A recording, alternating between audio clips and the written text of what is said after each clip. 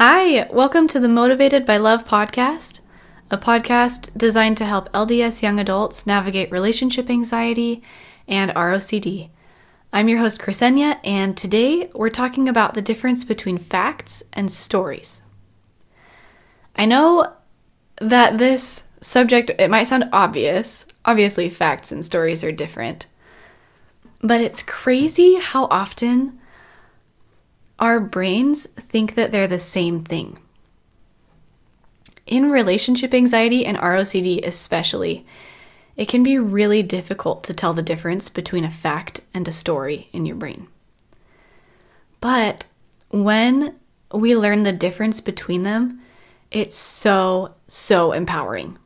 You become in charge of your brain instead of your brain being in charge of you. So to start, I just want to define the difference between a fact and a story. A fact is anything that can be proven in a court of law. It's measurable, right? That definition comes from Jody Moore. This is anything that can be proven in a court of law. A story is the meaning your brain gives the fact. This is where the drama comes in, the emotion, right? So the fact might be, it's 62 degrees outside.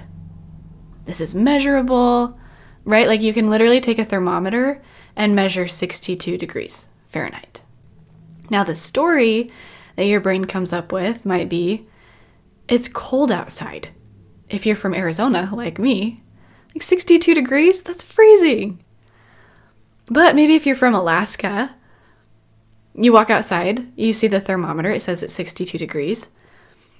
And the story your brain comes up with is, it's warm.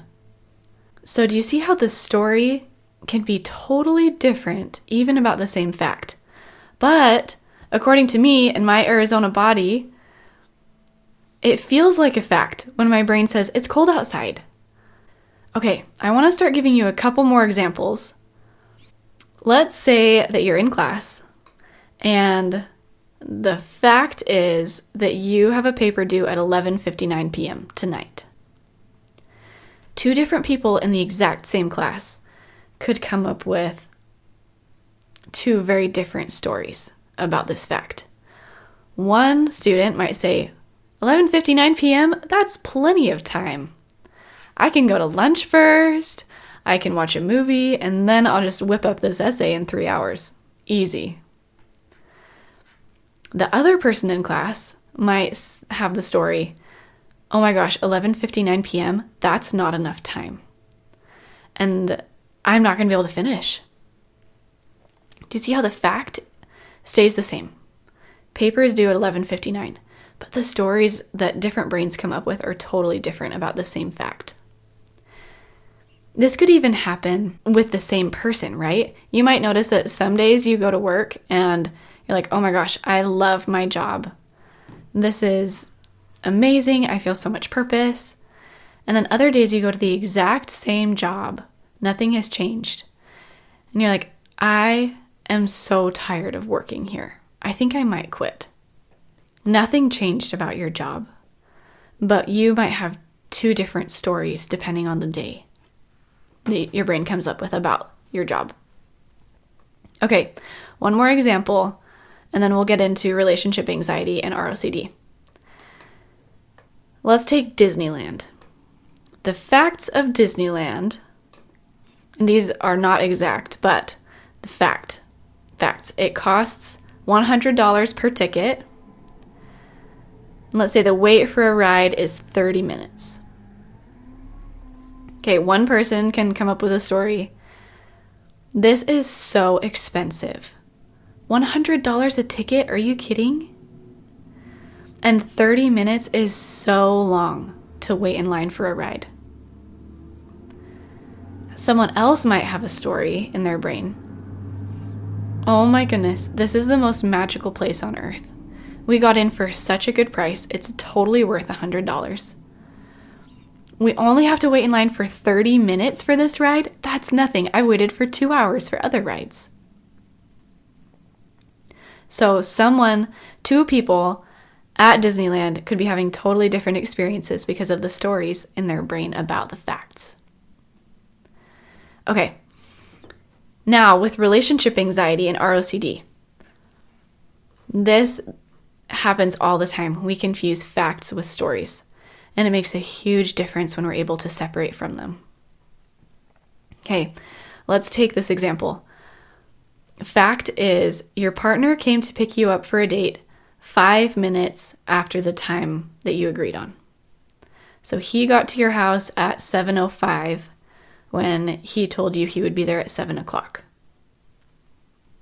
Your brain might come up with the story, he doesn't care about time management and he doesn't value me.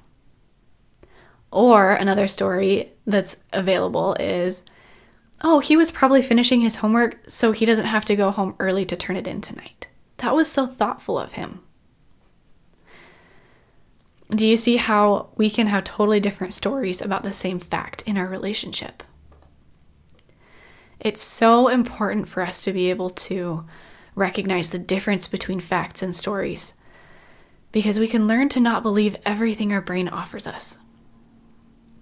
And doing this has been revolutionary for so many of my clients. I can think of one in particular, though, where recognizing the difference between thoughts and stories, it totally changed things for her.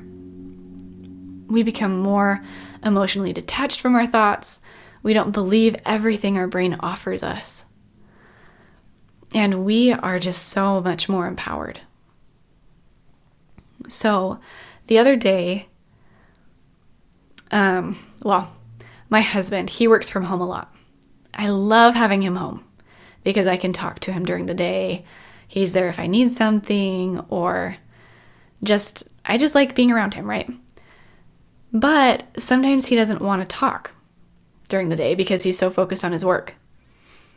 Maybe this happens a lot. I'll go up to him, I'll start talking to him, telling him something, and it takes him a good 10 seconds to turn to me and say, "What did you say?" And it's really easy in that moment for my brain to come up with a story that he must not love me, he must value his work more than he values me, and he must not love me enough. And my brain did offer me that story. But recognizing that it was just a story helped me not believe it so much. I realized that the fact was just that when I talked to him, he took 10 seconds to respond. That's it. And this opened the door for me to come up with other stories. I decided to interpret his focus as a strength, right? I practiced the story. Wow, he's so focused. I'm so grateful he worked so hard to provide for us. He must love me. Now, when you come up with new stories to offer your brain, you might notice your brain arguing with them, right? Like maybe you think, oh, let's take the date example. Oh, he doesn't care about time management. He doesn't value me. You recognize that that's just a story and you come up with a new one. Story, he was probably finishing his homework so he doesn't have to go home early tonight. It can be really easy for your brain to argue with that new story and to say, that's not true. And that's totally okay for your brain to do that. We're actually not trying to prove either one of the stories to be true. We just want to recognize all of them as stories instead of facts. And you might choose one story that feels better to you to believe than another. You might choose not to. But either way, when we recognize the difference between facts and stories, it gives all the power back to you. 2 Nephi 2:25 talks about how we are given the ability to act and not be acted upon.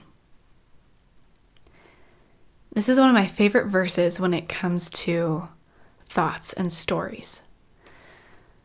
Because a lot of the time, we let ourselves be acted upon by the stories we come up with, by what our brains offer us, instead of us being in charge and acting.